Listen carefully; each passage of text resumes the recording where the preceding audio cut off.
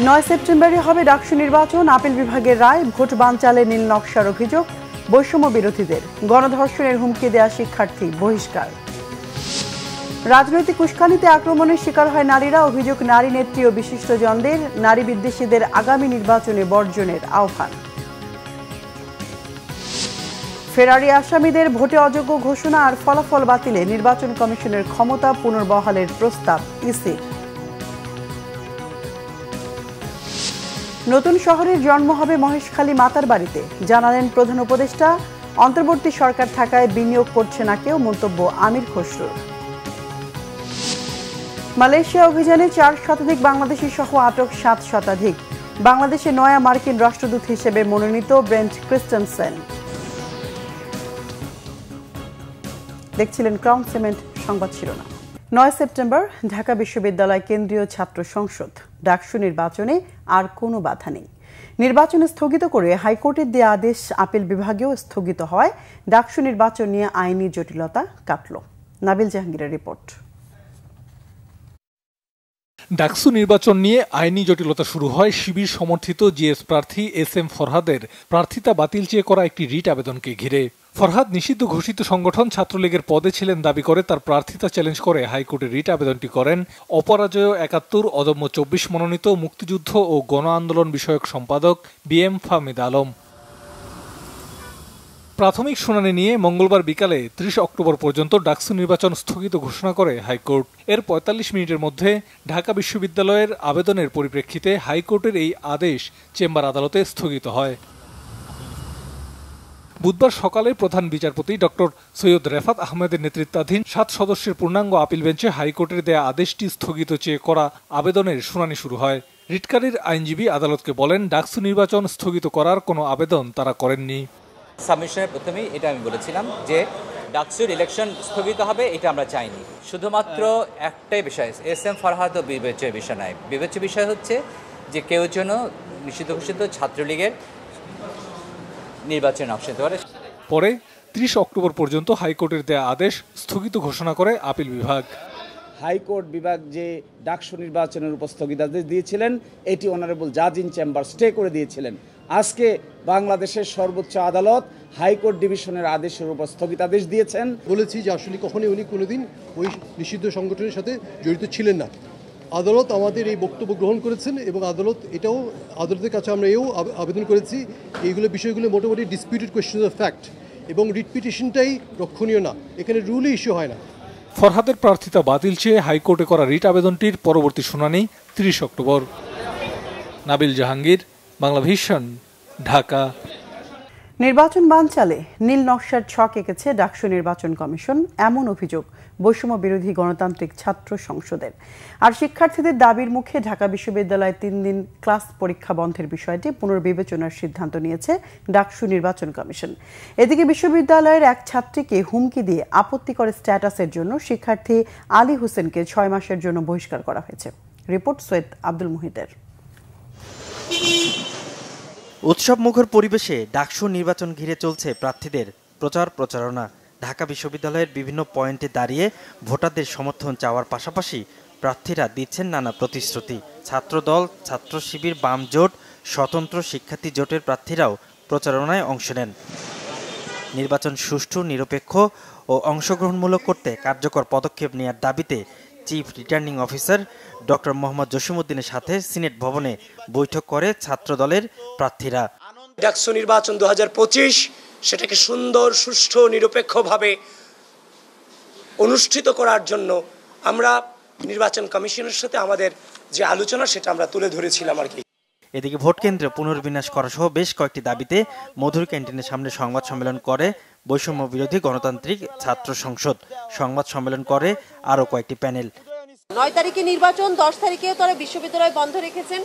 পুরো একটা সপ্তাহে শুধুমাত্র একদিন ক্লাস, যার কারণে আমরা দেখতে পেয়েছি প্রথম বর্ষের শিক্ষার্থী যারা আছেন অনেক ভোটারই বাড়িতে চলে গেছেন। একটা পরীক্ষার হল, তার 2টা গেটে প্রবেশ করা যায়, তো সেই বিল্ডিংয়ে 3টা হলকে দেওয়া হয়েছে।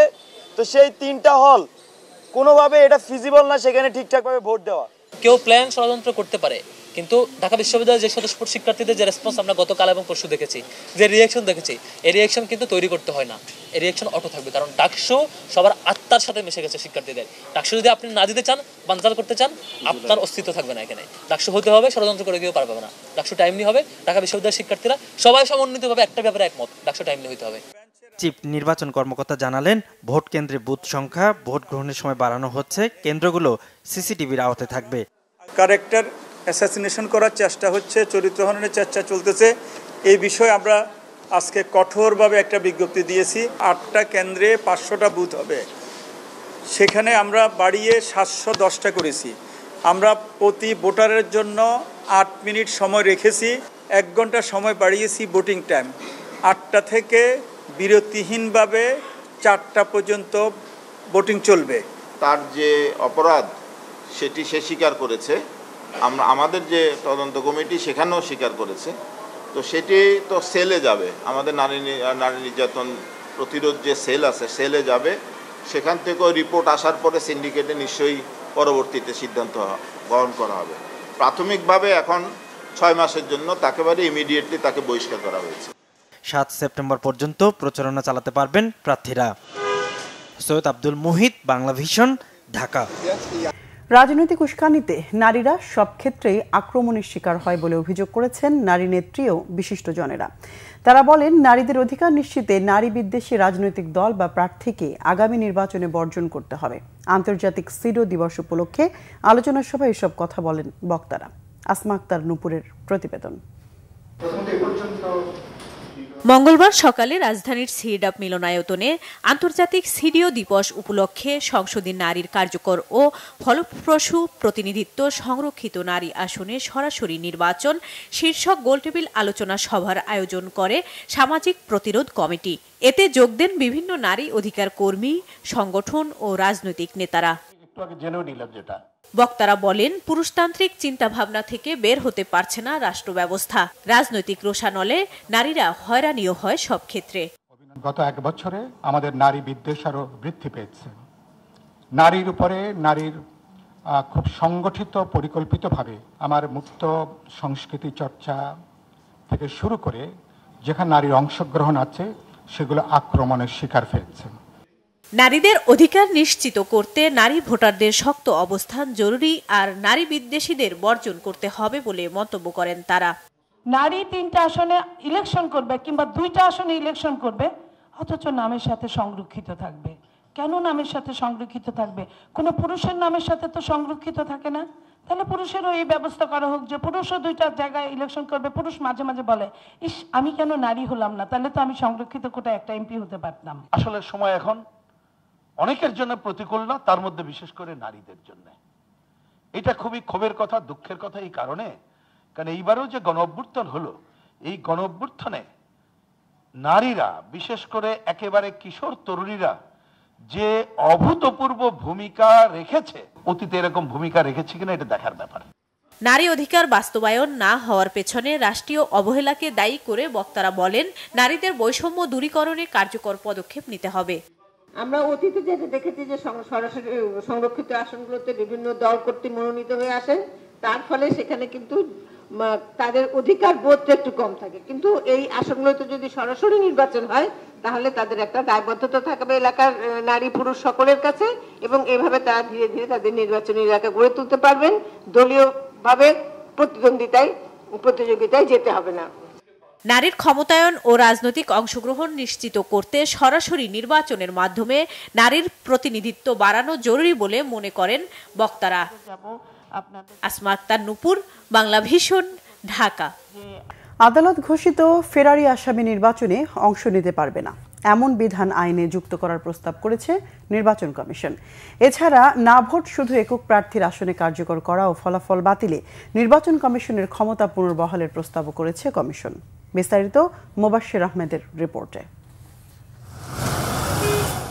ফেরারি আসামিকে নির্বাচনে অযোগ্য রাখার বিধান আরপিওতে সংযোজনের সুপারিশ ছিল নির্বাচন সংস্কার কমিশনের। তবে সংস্কার কমিশনের সেই প্রস্তাবের সাথে প্রথমে দ্বিমত করলেও মঙ্গলবার তা চূড়ান্ত করার প্রস্তাব আইন মন্ত্রণালয়ে পাঠিয়েছে নির্বাচন কমিশন। বুধবার দুপুরে আগারগাঁও নির্বাচন কমিশন অফিসে এই সংক্রান্ত ব্রিফিং করেন নির্বাচন কমিশনার অবসরপ্রাপ্ত ব্রিগেডিয়ার জেনারেল আবুল ফজল মোহাম্মদ সানাউল্লাহ। জানান আরপিওর 12 ধারার বেশ কিছু সংশোধনী প্রস্তাব করা হয়েছে। আরপিওতেই একটা প্রভিশন দেওয়া আছে 12 ধারার মধ্যে যে কারা কারা অযোগ্য হবেন। তার মধ্যে একটা হচ্ছে তিনি যদি কোনো আদালত দ্বারা কনভিক্টেড হন, আসতেছি, সাজাপ্রাপ্ত হয়ে থাকেন, তো অভিযুক্ত হলে পারেই যে তাকে করা যাবে, এটাই আরপিওর এই প্রভিশনে। সো আমরা we have left it to the সংস্কার কমিশন। ওখানে যদি রাজনৈতিক মতক্য হয় এটার উপর, তখন দেখা যাবে বিভিন্ন ধরনের অভিজ্ঞতার মধ্য দিয়ে গিয়ে আইনগুলো আপনার পরিবর্ধন সংশোধন হয়ে থাকে। সমসাময়িক বাস্তবতায় আমাদের কাছে মনে হচ্ছে না এটা যৌক্তিক। যদি ভবিষ্যতে দেখা যায় যে না এটার মিসইউজ হচ্ছে, তখন আমাদেরকে আবার রিভিউ করতে হবে। এ সময় তিনি জানান হলফনামায় ভুল তথ্য দিলে নির্বাচনের পরও প্রার্থিতা বাতিল করার বিধান ফিরিয়ে আনার প্রস্তাব সহ কেন্দ্রের ভোট বন্ধ বা স্থগিত করার সম্পূর্ণ ক্ষমতা প্রিজাইডিং অফিসারকে দেয়া ও না ভোটের বিধান ফিরিয়ে আনার প্রস্তাবও করেছে কমিশন। একক প্রার্থী থাকলে সরাসরি তাকে বিজয়ী ঘোষণা করা হবে না, তাকে না এর বিপক্ষে ভোট করতে হবে। এবং দ্বিতীয়বারও যদি গিয়ে দেখা যায় তফসিল করে নতুনভাবে ঘোষণা করার পরে আবারও একই প্রার্থী হচ্ছে, তখন আর না ভোট হবে না। কিন্তু একবার অন্ততপক্ষে না ভোটের সাথে সিঙ্গেল প্রার্থীকে করতে হবে, কন্টেস্ট করতে হবে। এবং সেই এতে যদি যিনি ব্যক্তি প্রার্থী তিনি না এর চেয়ে বেশি ভোট পেয়ে যান, তাহলে তো নির্বাচিত হয়ে গেলেন। আর যদি না কোনো কারণে বেশি ভোট পায়, তাহলে পুনঃতফসিল হবে। সেই পুনঃতফসিলে গিয়েও যদি আবারও দেখা যায় যে একমাত্র প্রার্থী আছে, তাহলে আর ইলেকশন হবে না, একবার অন্তত হবে। এছাড়া জোটবদ্ধ নির্বাচন করলেও প্রার্থীকে নিজ দলের প্রতীক ব্যবহার করা ও কোনো আসনে ভোট সংখ্যা সমান হলে লটারির মাধ্যমে প্রার্থীর বিজয় ঘোষণা করার বিধান পরিবর্তন করে ওই আসনে পুনরায় নির্বাচন আয়োজন সহ নির্বাচনের সময় পুলিশের সাথে সেনা, নৌ ও বিমান বাহিনী আইন শৃঙ্খলা নিয়ন্ত্রণের দায়িত্বে থাকার বিধান যুক্ত করে আরপিও পরিবর্তন ও সংশোধনের প্রস্তাব করেছে কমিশন। এর মধ্যে যেন ভোট অনুষ্ঠান করতে পারে। মুবাশশির আহমেদ, বাংলা ভিশন, ঢাকা। এদিকে বিগত 3টি জাতীয় নির্বাচনে জড়িত বিতর্কিত কোনো কর্মকর্তাকে এবার নির্বাচনী দায়িত্বে রাখা হবে না বলে জানিয়েছেন জনপ্রশাসন মন্ত্রণালয়ের সিনিয়র সচিব মুখলিসুর রহমান। মাঠ পর্যায়ের কোনো কর্মকর্তার বিরুদ্ধে পক্ষপাতমূলক আচরণের অভিযোগ পেলে তাকে প্রত্যাহার করে আইনি ব্যবস্থা নেওয়া হবে। দুপুরে সচিবালয়ে এএসআই নিয়োগ বিধি সংশোধন বিষয়ক বৈঠক শেষে এ তথ্য জানান তিনি। জনপ্রশাসন সচিব জানান, আগামী নির্বাচন একটা রোল মডেল নির্বাচন হোক, সেটা সবাই চায়। অন্তর্বর্তী সরকারও সে চেষ্টা করছে। এই সময় পুলিশের মহাপরিদর্শক বাহারুল আলম জানান, নির্বাচনকে সামনে রেখে তফসিল ঘোষণার আগে 4000 এএসআই নিয়োগ দেবে সরকার। এর মধ্যে সরাসরি নিয়োগ দেওয়া হবে 2000, বাকি 2000 এএসআই নিয়োগ দেওয়া হবে পদোন্নতির মাধ্যমে। জেলা প্রশাসক সহ প্রশাসনের ঊর্ধ্বতন পদের নিয়োগে লটারি পদ্ধতি অনুসরণের সিদ্ধান্ত নাকচ করেছেন জনপ্রশাসন সচিব। হয়নি, এখনো হচ্ছে না, হবে না। এখন হলো কমপ্লেনের এগেনস্টে আমাদের ফিটলিস্ট আছে, সেখান থেকে তাকে উইথড্র করা হচ্ছে। মাঝে দেখছেন কিছু হয়েছে, আরও সামনে হবে। এই সময় অন্যান্য অনেক বাহিনীকে সম্পৃক্ত করা হয়েছে to maintain the law and order. যে ইলেকশনের সময় যে প্রস্তুতিগুলো নেওয়া হচ্ছে, আপনারা জানেন হোমওয়ার্ক ভালো থাকলে সেখানে যে দিনটাকে কেন্দ্র করে কাজটা করা হচ্ছে সেই দিনটা ভালো হবে। 4000 এএসআই নিয়োগ দেওয়া হবে। এর মধ্যে 50% হবে সরাসরি আর 50% হবে পদোন্নতির মাধ্যমে। তো সেই প্রক্রিয়ায় আমরা জনপ্রশাসন মন্ত্রণালয়ে আজকে এসেছিলাম। ওই বিধিটা যেটা তৈরি হচ্ছে ওইখানে মাইনর কিছু সংশোধনী দরকার ছিল, তো আমরা সেটা করে দিচ্ছেন, যার জন্য আমাদের এই রিক্রুটমেন্টের পথটা একটু সুগম হলো। আর মহেশখালী মাতার বাড়িতে নতুন শহরের জন্ম হবে বলে জানিয়েছেন প্রধান উপদেষ্টা প্রফেসর মোহাম্মদ ইউনুস।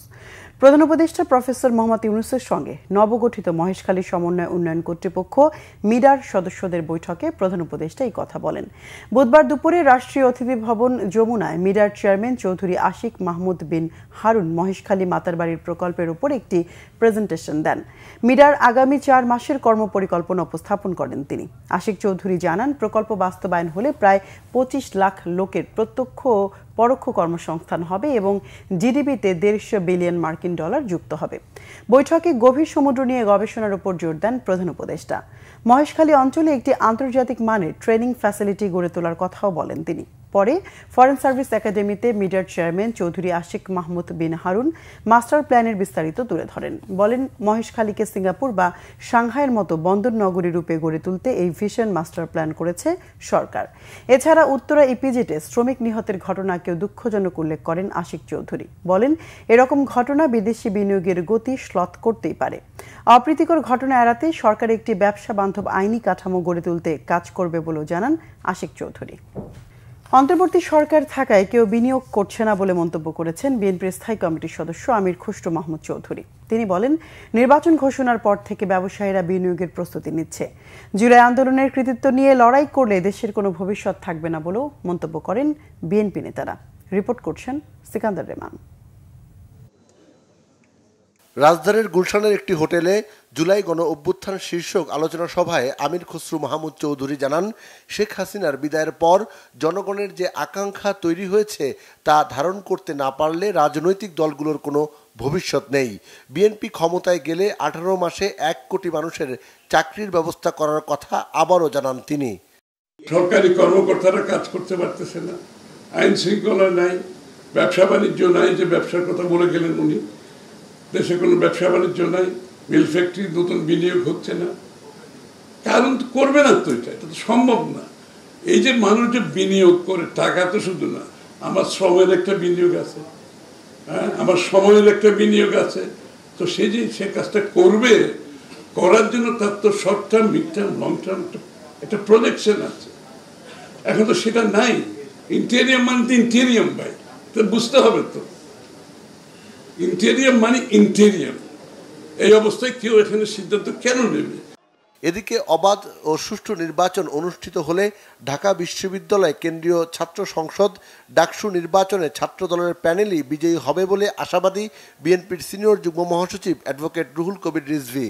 পিআর পদ্ধতিতে নির্বাচনের সমালোচনা করেন তিনি। যে ভোটাধিকার শেখ হাসিনা 16 বছর কেড়ে নিয়েছে, আমরা সেই ভোটটা দিতে চাই। এটা অবাধ সুষ্ঠু নির্বাচনে আমাদের ভোট 16 বছর কেড়ে নেওয়া হয়েছিল। ভোটাররা ভোট কেন্দ্রে যেতে পারেনি, ভোটাররা তার পছন্দ মতো ব্যক্তিকে ভোট কেন্দ্রে যেতে দেয়নি। বিএনপির 47তম প্রতিষ্ঠা বার্ষিকী উপলক্ষে ঢাকা জেলা বিএনপি আয়োজিত আলোচনা সভা শেষে বর্ণাঢ্য র্যালিতেও যোগ দেন রুহুল কবির রিজভী। সিকান্দার রেমান, বাংলা ভিশন, ঢাকা। বিএনপির ভারপ্রাপ্ত চেয়ারম্যান তারেক রহমানের 17তম কারামুক্তি দিবস আজ। 111-এর সরকার ষড়যন্ত্রমূলকভাবে সে সময় তারেক রহমানকে গ্রেফতার করে। দেশি বিদেশি ষড়যন্ত্রে 2007 সালের 7 মার্চ ভোররাতে তারেক রহমানকে কোনো অভিযোগ ছাড়াই বাসা থেকে গ্রেফতার করা হয়। দিনের পর দিন রিমান্ডে নির্যাতন ও টানা 554 দিন কারাবাসের পর সাজানো সবকটি মামলায় আদালত থেকে জামিন পান তারেক রহমান। 2008 সালের 3 সেপ্টেম্বর বাংলাদেশ মেডিকেল বিশ্ববিদ্যালয় হাসপাতালে চিকিৎসাধীন অবস্থায় তিনি মুক্তি পান। পরে উন্নত চিকিৎসার জন্য লন্ডনে যান তারেক রহমান। সেখানে 17 বছর থেকে বিএনপির মতো বৃহত্তম দলের নেতৃত্ব দিচ্ছেন তিনি। মালয়েশিয়ার রাজধানী কুয়ালালামপুরে অভিবাসী বিরোধী অভিযান চালিয়ে 770 জনকে আটক করেছে পুলিশ। তাদের মধ্যে 400 জনের বেশি বাংলাদেশি। মালয়েশিয়ার অভিবাসন বিষয়ক সংস্থার পরিচালক জাকারিয়া সাবান জানিয়েছেন, 3 সপ্তাহ ধরে গোয়েন্দা তথ্য সংগ্রহের পর এই অভিযান চালানো হয়েছে। কুয়ালালামপুরের বুকিত বিনতাং এলাকার জালান বেদানার একটি ভবনে জুয়ার আসর থেকে অনেককে আটক করা হয়। মেয়াদ শেষ হওয়ার পরও মালয়েশিয়া অবস্থান, পরিচয়পত্র না থাকা, জাল পরিচয়পত্র আর পাসপোর্ট সাথে রাখার অভিযোগে এসব ব্যক্তিকে আটক করা হয়। অভিযানের সময় দক্ষিণ ও দক্ষিণ পূর্ব এশিয়ার বিভিন্ন দেশের শত শত অভিবাসী পালানোর চেষ্টা করলে তাদের ঘিরে ফেলা হয়। ওই এলাকায় অভিবাসীরা অনৈতিক কর্মকাণ্ড চালাচ্ছে স্থানীয়দের এমন অভিযোগের পর এই পদক্ষেপ নেয় আইন শৃঙ্খলা বাহিনী। সিসিটিভি ফুটেজে তাদের অনৈতিক কর্মকাণ্ডের প্রমাণ পাওয়া গেছে। প্রাথমিকভাবে তাদের মালয়েশিয়ার প্রশাসনিক রাজধানী পুত্রজায়ার অভিবাসন দপ্তরে নেওয়া হয়। বিস্তারিত তদন্তের জন্য আটককৃতদের বুকিত জলিল ও লেংগেং ইমিগ্রেশন ডিপোয় রাখা হয়েছে। বাংলাদেশের জন্য রাষ্ট্রদূত হিসেবে পেশাদার কূটনীতিক ব্রেন্ট ক্রিস্টেনসেনকে মনোনীত করেছেন মার্কিন প্রেসিডেন্ট ডোনাল্ড ট্রাম্প। মঙ্গলবার হোয়াইট হাউসের অফিসিয়াল ওয়েবসাইটে প্রকাশিত এক ঘোষণায় এই তথ্য জানানো হয়। ব্রেন্ট ক্রিস্টেনসেন বর্তমানে ওয়াশিংটনে মার্কিন পররাষ্ট্র দফতরে আন্ডার সেক্রেটারি হিসেবে দায়িত্ব পালন করছেন। তিনি এর আগে 2019 থেকে 3 বছর ঢাকায় মার্কিন দূতাবাসে রাজনৈতিক বিভাগে কাউন্সিলর হিসেবে নিয়োজিত ছিলেন। সিনেটে পাশ হলে রাষ্ট্রদূত হিসেবে পিটার হাসের স্থলাভিষিক্ত হবেন ব্রেন্ট। গত বছর বাংলাদেশের রাষ্ট্রদূত হিসেবে বিদায়ের পর অবসরে যান পিটার হাস। এরপর স্টেট ডিপার্টমেন্ট অবসরপ্রাপ্ত আরেক পেশাদার কূটনীতিক ট্রেসি অ্যান জ্যাকবসনকে বাংলাদেশে ভারপ্রাপ্ত রাষ্ট্রদূতের দায়িত্ব দিয়ে পাঠায়।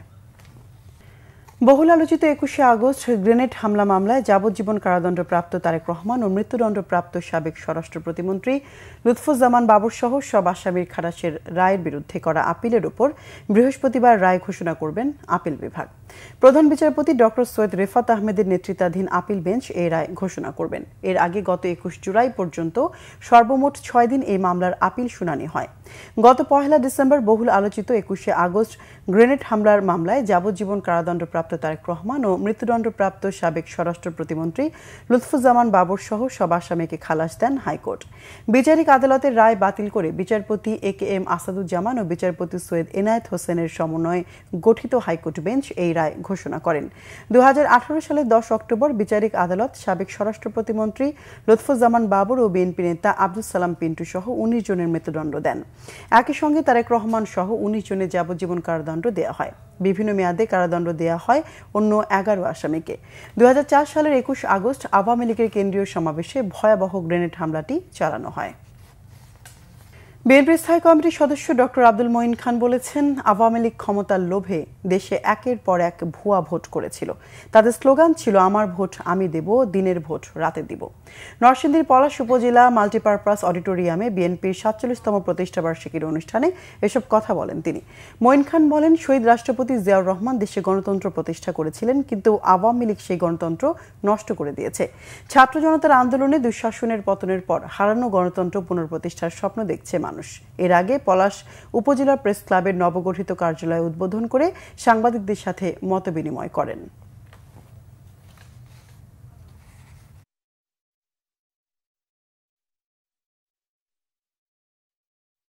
পরিবর্তন হয়ে কি হলো? তারা বলল, আমার ভোট আমি দিব, দিনের ভোট। আজকে বাংলাদেশের এই ক্রান্তিকালে যখন আমরা আওয়ামী লীগের স্বৈরাচার থেকে একটি অন্তর্বর্তীকালীন সরকারের মাধ্যমে পুনরায় গণতন্ত্রে আমরা রূপান্তরিত হচ্ছি, তখন সেই সময় আমাদের মনে রাখতে হবে যে আমরা বাংলাদেশে গণতন্ত্রে বিশ্বাস করি। পবিত্র ঈদে মিলাদুন্নবী উপলক্ষে যশোরে জুলুসের আয়োজন করেছে আঞ্জুমানে রহমানিয়া আহমদিয়া সুন্নিয়া ট্রাস্ট ঢাকা।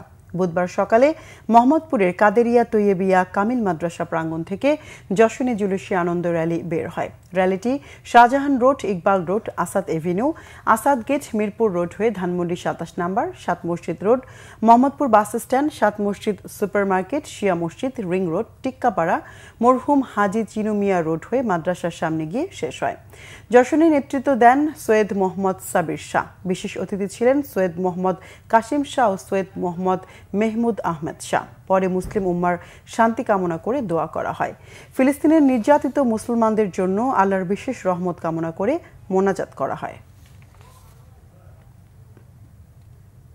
তৃতীয় ICC emerging Asia banking conclave ও অ্যাওয়ার্ডস 2025-এ শীর্ষ সম্মান অর্জন করেছে দেশের বেসরকারি খাতের শীর্ষস্থানীয় আর্থিক প্রতিষ্ঠান Pubali bank PLC. Indian chamber of commerce আইসিসির আয়োজনে ভারতের রাজধানী নয়াদিল্লির লা মেরিডিয়ান হোটেলে অনুষ্ঠিত হয় কনক্লেভ। পূবালী ব্যাংক 5টি ক্যাটাগরিতে এই অ্যাওয়ার্ড লাভ করে। ব্যাংকটির চেয়ারম্যান মঞ্জুরুর রহমান, শ্রীলঙ্কা ডেপুটি ব্যাংকের ডেপুটি গভর্নর JPR কৌনরত্নের হাত থেকে এই সম্মাননা গ্রহণ করেন। এ সময় উপস্থিত ছিলেন পূবালী ব্যাংকের ব্যবস্থাপনা পরিচালক ও সিইও মোহাম্মদ আলী। এই উপলক্ষে ব্যাংকের বোর্ডরুমে কেক কেটে আনন্দঘন পরিবেশে এই অর্জন উদযাপন করা হয়। এ সময় ব্যাংকের চেয়ারম্যান মঞ্জুরুর রহমান, পরিচালক বৃন্দ, ব্যবস্থাপনা পরিচালক ও সিইও মোহাম্মদ আলী সহ ব্যাংকের ঊর্ধ্বতন কর্মকর্তারা উপস্থিত ছিলেন।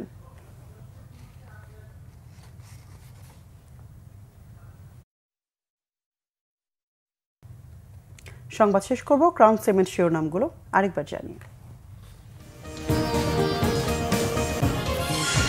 9 সেপ্টেম্বরই হবে ডাকসু নির্বাচন, আপিল বিভাগের রায়। ভোট বানচালে নীল নকশার অভিযোগ, বৈষম্য বিরোধীদের। গণধর্ষণের হুমকি দেয়া শিক্ষার্থী বহিষ্কার। রাজনৈতিক উস্কানিতে আক্রমণের শিকার হয় নারীরা, অভিযোগ নারী নেত্রী ও বিশিষ্টজনদের। নারী বিদ্বেষীদের আগামী নির্বাচন বর্জনের আহ্বান। ফেরারি আসামিদের ভোটে অযোগ্য ঘোষণার ফলাফল বাতিলে নির্বাচন কমিশনের ক্ষমতা পুনর্বহালের প্রস্তাব ইসি। নতুন শহরের জন্ম হবে মহেশখালী মাতার বাড়িতে, জানালেন প্রধান উপদেষ্টা। অন্তর্বর্তী সরকার থাকায় বিনিয়োগ করছে না কেউ, মন্তব্য আমির খসরুর। মালয়েশিয়ায় অভিযানে 4 শতাধিক বাংলাদেশি সহ আটক 7 শতাধিক। বাংলাদেশের নয়া মার্কিন রাষ্ট্রদূত হিসেবে মনোনীত বেন্ট ক্রিস্টেনসেন। দর্শক, এ ছিল এখনকার মতো। পরের সংবাদ রাত 10:30। এর আগে 9টায় রয়েছে নিউজ 20। দেখার আমন্ত্রণ রইল। এছাড়া বাংলাভিশন সংবাদ ও সংবাদ সংশ্লিষ্ট অনুষ্ঠান দেখতে ভিজিট করুন www.bvnews24.com ও facebook.com/banglavishnnews এবং সাবস্ক্রাইব করুন youtube.com/banglavishnnews। এতক্ষণ সঙ্গে থাকায় ধন্যবাদ সবাইকে।